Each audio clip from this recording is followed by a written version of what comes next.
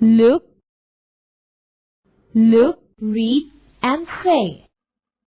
Look, there are two frogs. Wow, let's throw a stone at them. Stop, don't do that.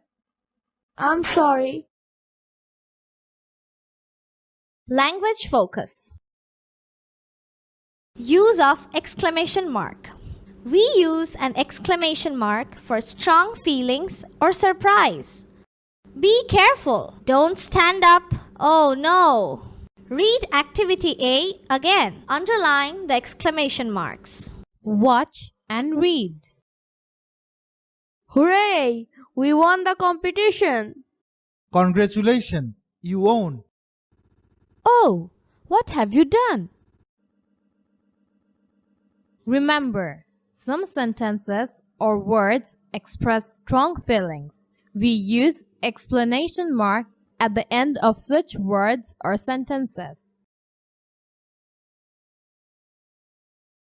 Add capital letters and exclamation marks. Do activity C from your textbook. Write the correct forms of these sentences. 1. Oh no, I broke the glass. 2. The film was great. 3. Hurry up, we will be late. 4. Come here right now.